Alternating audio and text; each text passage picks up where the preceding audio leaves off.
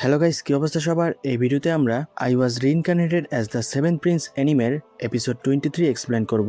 তো আপনারা আজকের ভিডিওতে গীতানের ভয়ানক এক অতীত দেখতে পাবেন, আর এই সেভেন প্রিন্স গল্পের সর্বশেষ পরিস্থিতি কি হতে চলেছে এই সিজন 2 এ সেটাও আজকের ভিডিওতে দেখতে পাবেন। তো গাইস, আজকের ভিডিওটি সম্পূর্ণ দেখবেন, কারণ সেভেন প্রিন্সের আজকের এপিসোডটি হবে চমকে দেওয়ার মতো। তো গাইস, চ্যানেলটিকে অবশ্যই সাবস্ক্রাইব করবেন, ভিডিওতে একটি লাইক দিবেন এবং একটি কমেন্ট করবেন। আর এই সেভেন প্রিন্স এনিমেটা শেষ হওয়ার পর আপনাদের জন্য আরও কিছু অসাধারণ এনিমে আসতে চলেছে, সেগুলো দেখতে হলে চ্যানেলটিকে অবশ্যই সাবস্ক্রাইব করবেন এবং পাশেই থাকবেন। আর হ্যাঁ, যারা আগের এপিসোডগুলো এখনও দেখেননি, ডিসক্রিপশনে সেভেন প্রিন্সের প্লেলিস্ট দেওয়া আছে, চাইলে সেখান থেকে আগের এপিসোডগুলো দেখে আসতে পারেন। তো গাইস, চলুন আর কথা না বাড়িয়ে শুরু করা যাক আজকের এক্সপ্লেনেশন। এপিসোড 23 শুরুতেই আমরা আগের কিছু সিন আবার দেখতে পাই। গ্রিম তার আর্টিক্স অবস্কিউরা দিয়ে ওই ব্ল্যাক ড্রাগনের উপর অনেক ভয়ানক একটি অ্যাটাক করেছে। ওই অ্যাটাকটা এতই বড় ছিল যে লয়েড আর গীতানেও ওই অ্যাটাকটা দেখতে পায়। লয়েড মনে মনে ভাবে, সাবাস গ্রিম, যেমনটা ভেবেছিলাম ঠিক তাই করেছো। লয়েড বলে, নিচে কি হচ্ছে সেটা জানতে চাও? গীতানে বলে, হ্যাঁ, একটু একটু। লয়েড বলে, ওহো গীতানে, অনেক হয়েছে তাহলে এখন। তখন গীতানে বলে, মনে হয় সেনাসৈন্য কম পড়ে গেছে, দ্য 10 কমান্ডমেন্ট। তখন গীতানে তার বডির ভেতর থেকে আরো কতগুলো কিমেরা রিলিজ করে দেয়। আমরা দেখি কিমেরাগুলো ড্রিম হয়ে আকাশ থেকে মাটিতে পড়ছে। গীতানে বলে, নিচের ফাইট এই উপরের ফাইট থেকে ভিন্ন কিছু নয়। তখন আমরা দেখতে পাই ওই ডিমগুলো বিভিন্ন জায়গায় পড়েছে। ক্যালারিনা বলে, এ কি, এটা হতে পারে না, এখন এগুলো আবার কি? গীতানে বলে, আমি আমার 10টা অফস্প্রিং নিচের দিকে বিভিন্ন জায়গায় ছুড়ে মেরেছি, আর ওইগুলো সবই এসএস র্যাঙ্ক কিমেরা। তখন আমরা দেখতে পাই ওই ডিমগুলোর ভিতর থেকে অনেক ভয়ানক কিমেরা বের হয়।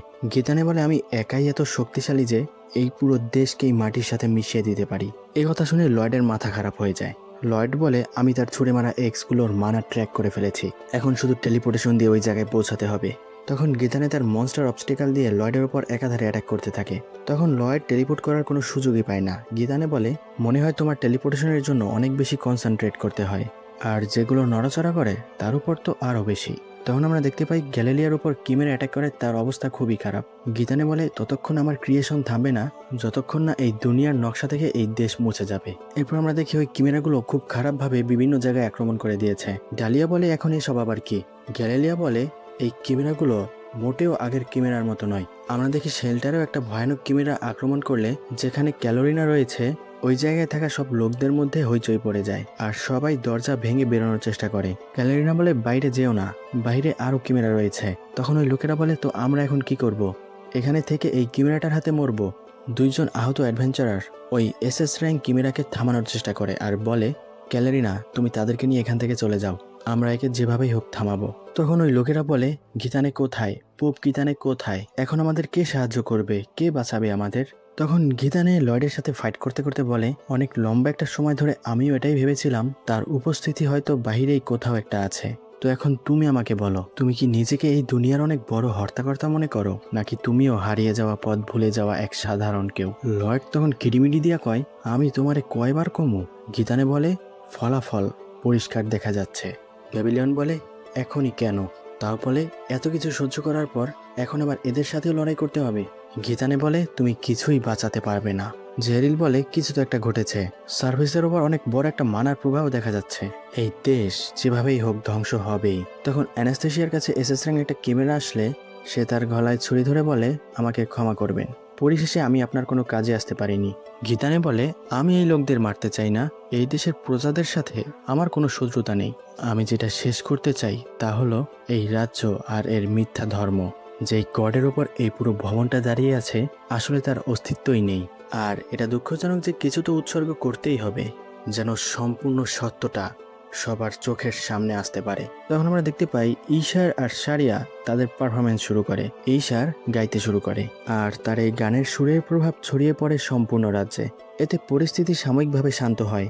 লয়েড বলে, সাউন্ড অফ ইনোসেন্ট, তার অ্যাটাক পাওয়ার নেই বললেই চলে, তবে তার সুরের প্রভাব অ্যাম্প্লিফিকেশন, আর তার কাছে শুধু এই লাক্সাটাই আছে, অর্থাৎ সুরকে যতটা দূরে সম্ভব পৌঁছানো। ঈশারের গানের এই সুর, এটা মানুষের মনের ভয়কে দূর করার ক্ষমতা রাখে, সাহস বাড়ায়, আর কিছু সময়ের জন্য বিবেকবিহীন এই কিমেরাদেরকেও থামিয়ে রাখতে পারে। বাস শুধু একজনকে ছেড়ে, তার উপর এর কোনো প্রভাব পড়বে না, আর সেটা হলো আমি। তখন লয়েড কাস্ট করে শ্যাডো উলফ। এরপর লয়েড গীতানিকে বন্দি করে ফেলে। লয়েড বলে, যাই হয়ে যাক না কেন, আর তুমি আমাকে মনে মনে যাই বানাও না কেন, আর তোমার সাথে যা কিছুই ঘটেছে তাতে আমার কিছুই যায় আসে না, আর আমি এসব জানতেও চাই না। আমার ইন্টারেস্ট শুধুই তোমার ম্যাজিকের মধ্যে। আমি যদি তোমাকে জীবিত ধরতে পারি, তুমি আমার সাথে যতই টাইম চাও না কেন আমি তোমাকে দেব। চিন্তা করো না, তোমার মতো নিচু মন মানসিকতার লোকেরা কখনোই ম্যাজিকের গভীরতা বুঝতে পারবে না। তাহলে চলো শেষ রাউন্ড শুরু করা যাক। সিন চেঞ্জ হয় র্যানের দিকে। দান্তে কোথাও যেতে চাচ্ছে। র্যান বলে, কি বলছেন আপনি? আপনি অন্য কোথাও যাবেন? দান্তে বলে, আমার ইনটিউশন বলছে সিচুয়েশন এখন বদলে গেছে, আর এই পুরো বিষয়টাই হচ্ছে এই গানের কারণে। যখন এই গানটা শুরু হয়েছে তখনই কিমেরার মাথা ভেতর থেকে ফেটে গেছে। তার মানে এই গানটা কি ডিভাইন ইন্টারভেনশন ছিল? যাই হোক না কেন, সে এর দিকে ভালোভাবে দৃষ্টি দেয়নি। গাইস, এই দান্তে আসলেও কি সে ভালো? আমি তো গাইস গীতানাকে দেখার পর দান্তেকে ভালো মনে করেছিলাম, আর আমি এখনো দান্তেকে ভালোই মনে করি। তবে তার কিছু কিছু ঘটনা এবং কর্মকাণ্ড দেখে মাঝে মধ্যে সন্দেহ হয়। আবার বিষয়টা এমন না হয়ে যায় সে সিজন 3-তে গিয়ে অন্য এক ঘটনার মাস্টার মাইন্ড হয়ে যাবে। যাই হোক, গল্প যেভাবে আছে আমরা সেভাবেই এগিয়ে যাই, পরেই জানতে পারবো। দান্তে বলে, এটা যে করেছে আমি তাকে অবশ্যই চিনি, আর আমি ততক্ষণ থামবো না যতক্ষণ এই সব কিমেরা শেষ না হয়ে যাচ্ছে। র্যান দান্তেকে দেখে বলে, এই পিশাব কতটা ভয়ানক। তখনই দান্তের সামনে একটা এসএস র্যাঙ্ক ক্যামেরা আসলে সে মুহূর্তেই ওই ক্যামেরাটাকে টুকরো টুকরো করে ফেলে। এই বিষয়টা দেখে র্যান একটু চমকে যায়। দান্তে বলে, ও, এই বেয়াদবটা এখনো জীবিত ছিল। আমি ওই মেয়েটার কাছে যাচ্ছি যে এই গানটা গাইছে।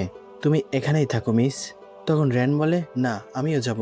আপনি জানেন, সে যখন জানতে পেরেছে এই সব কিছুর পেছনে পোপের হাত আছে, তখন থেকেই সে তার সম্পূর্ণ শক্তি দিয়ে লড়াই শুরু করেছে। র্যান মনে মনে ভাবে, আমি কিছুই করলাম না, দান্তেই সবকিছু সামলেছে। দান্তে বলে, মিস, তুমি শুরু থেকেই শহরবাসীকে রক্ষার চেষ্টা করছো, তাই না? কমপক্ষে তুমি ওই পাগলটার থেকে ভালো কাজ করেছো যে তোমার পিঠের ওপর ঝুলে আছে। চার্চকে তুমি নিজের ঘরের মতোই মনে করতে পারো। র্যান বলে, না, আমি আসলে কিছুই করিনি। দান্তে বলে, আমার এমন লোক পছন্দ যার সিক্রেট আছে। একটুখানি অন্ধকারই তো মানুষকে আলোর পথ দেখায়। আমি কি ঠিক বলেছি না? র্যান বলে, হ্যাঁ, কি? তখন দান্তে সামনের দিকে হেঁটে গেলে র্যান দান্তের মধ্যে জেডকে খুঁজে পায়, আর সে দান্তেকে দেখে ব্লাস্ট করে ওঠে। তো গাইস, হতে পারে আমার থিওরিটা ভুল ছিল, হয়তো দান্তে একটা ভালো লোক। দান্তে যাওয়ার সময় ভাবে, বস গীতান, আমি তাকে নমিনেট করেছিলাম পোপ বানানোর জন্য। এই বিষয়টাকে আমি দেখব। আমি আসছি মাস্টার গীতান। সিন চেঞ্জ হয় গীতানের দিকে। গীতানে বলছে, এইসব ছোট ছোট খুশি আগে আমার কাছে অনেক ছিল। তখন গীতানের পাস্ট দেখানো হয়। গীতানের মেয়ে বলছে, বাবা, আমার জন্য আপনিও গান গাইবেন? গীতানে বলে, হ্যাঁ, গাইতে পারি, তবে আমার সুর কিন্তু অতটাও ভালো নয়। গীতানে আমাদের বলে, আমার জীবনেও রং ছিল, ছোট্ট একটা সুখের পরিবার ছিল, আর আমার পরিবার আমাকে নির্দ্বিধায় আপন করে নিয়েছিল। তখন গীতান তার বেসুরো গলায় গান গাইলেও তার মেয়ে তাকে উৎসাহ দিচ্ছে।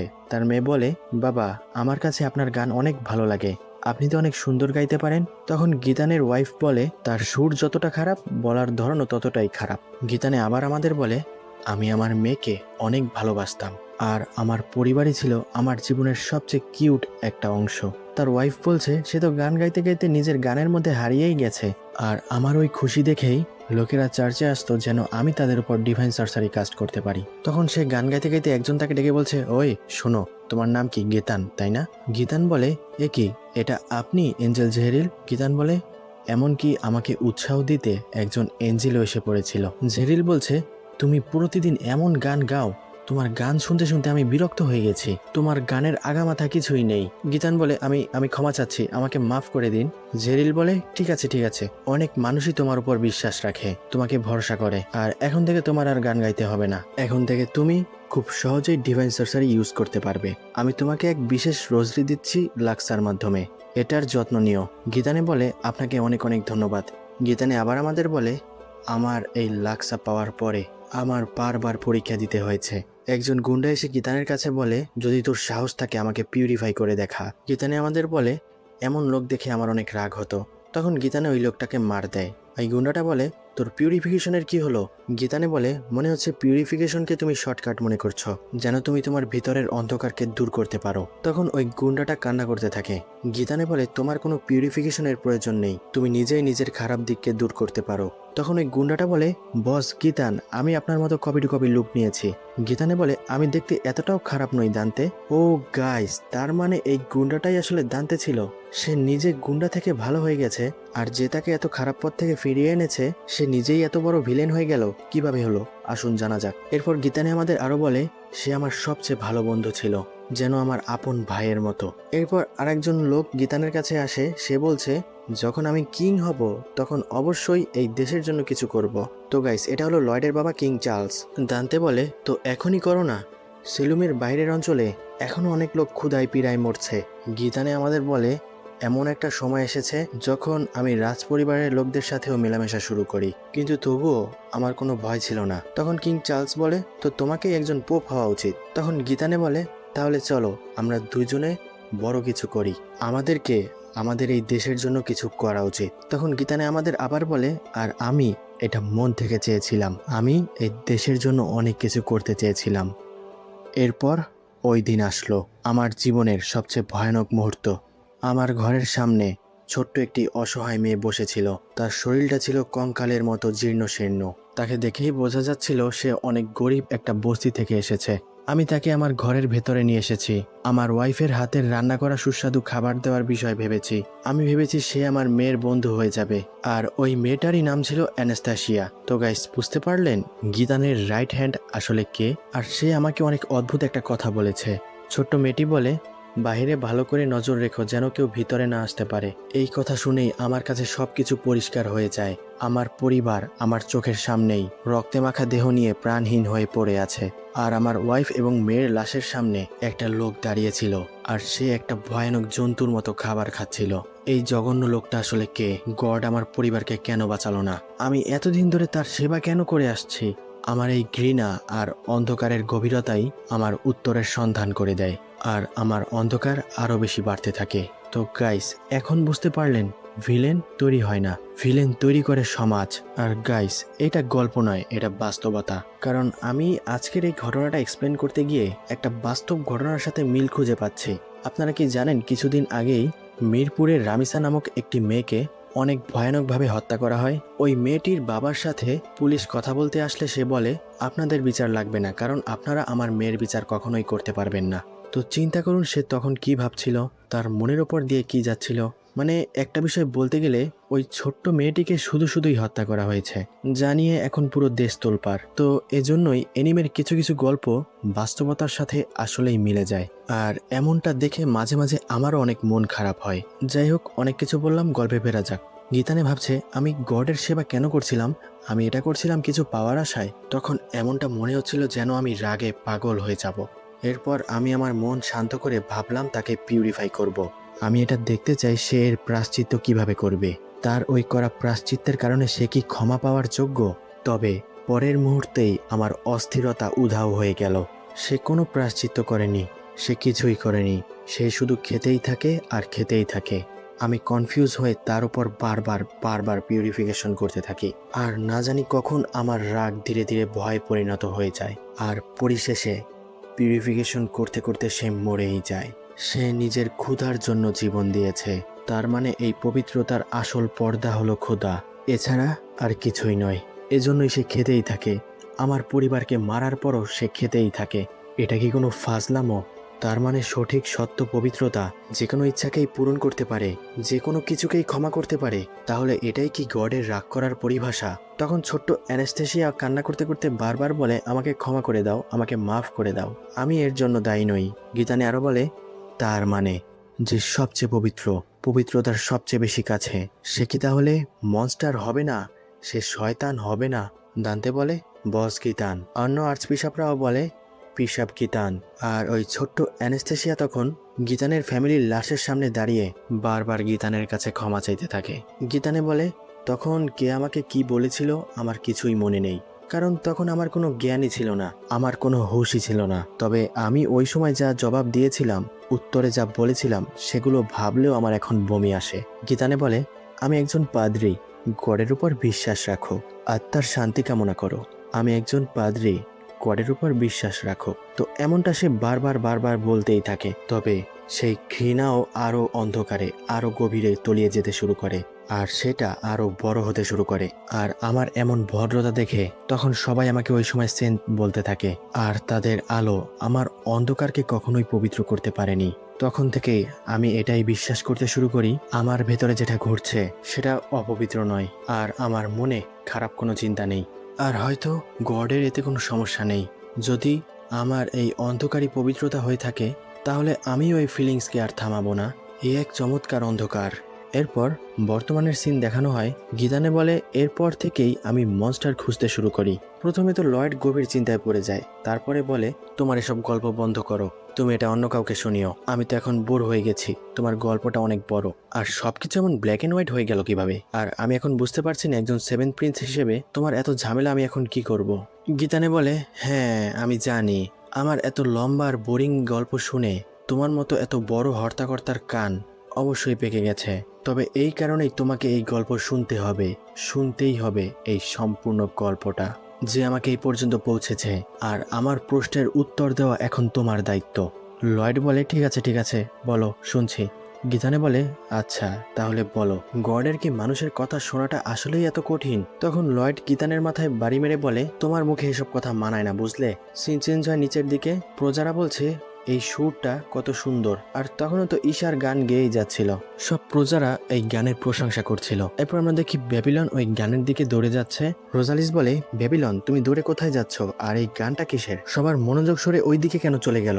থর বলে, হ্যাঁ যখন থেকে এই গানটা শুরু হয়েছে সবার মনোযোগ ওই দিকেই একাধারে রয়েছে। তার উপর আবার যেই ক্যামেরাগুলো অ্যাটাক করে দিয়েছিল তাদের মাথাও ফেটে গেছে, হয়তো অ্যাঞ্জেলিনা কিমেরাজদের শেষ করে দিয়েছে।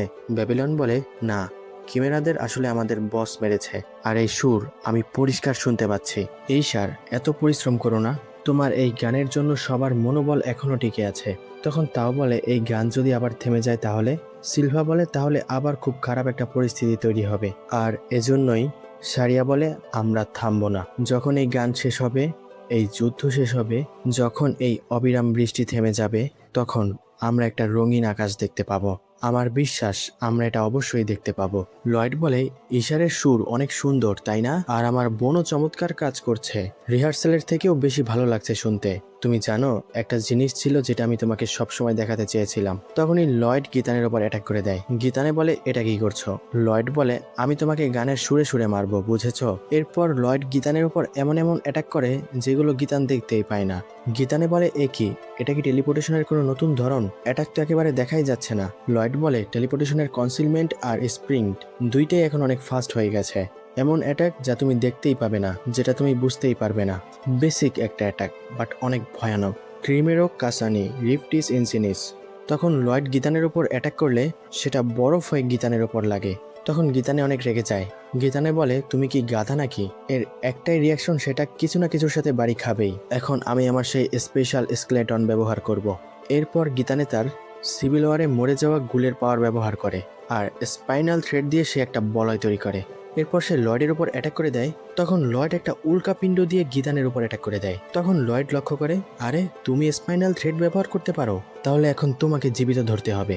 গীতানে বলে, কমপক্ষে তার থেকে নিজেকে ছাড়াতে তো পেরেছি, বাট সে একসাথে এত ধরনের অ্যাটাক করে, এগুলো থামানোটা মুশকিল, আমাকে আরো বেশি ফোকাস করতে হবে। তখন ঈশারের গান তার কানে ভেসে আসে। গীতানে বলে, চুপ করো মেয়ে, তোমার গান বন্ধ করো। তখন লয়েড তার 7 গডেস লাক্সা অ্যাক্টিভেট করে। তখন তো লয়েডের মানার ঠাসায় গীতানে কোনো কিছুই ঠিকভাবে করতে পারছিল না। তখন গীতানের লয়েডের বলা ওই কথাটা মনে পড়ে, তোমার মতো নিচু চিন্তা ভাবনার লোকেদের ম্যাজিকের গভীরতা কখনোই বোঝা সম্ভব নয়। তখন গীতানে ভাবে, এটা আসলে কি? আমার কয়েক দশকের পরিশ্রম, এত শক্তি এই অজানা এক ক্ষমতার কাছে হেরে যাবে? এটা কেমন ধরনের পাগলামি? সে এটা কিভাবে করতে পারে? তখন লয়েড বলে, তুমি বলেছিলে না হৃদয়কে লক্ষ্যবস্তু বানিয়ে কোনো লাভ নেই? তাহলে চলো দেখা যাক এই থিওরিটাও এক্সপেরিমেন্ট করে দেখি। এরপর লয়েড গীতানের ঠিক বুক বরাবর অ্যাটাক করে, আর এখান থেকে এপিসোড 23 সমাপ্তি হয়। তো গাইস, আজ এ পর্যন্তই। ভিডিওটি ভালো লাগলে চ্যানেলটিকে অবশ্যই সাবস্ক্রাইব করবেন এবং সাথেই থাকবেন। দেখা হবে পরবর্তী ভিডিওতে। সম্পূর্ণ ভিডিওটি দেখার জন্য অনেক অনেক ধন্যবাদ।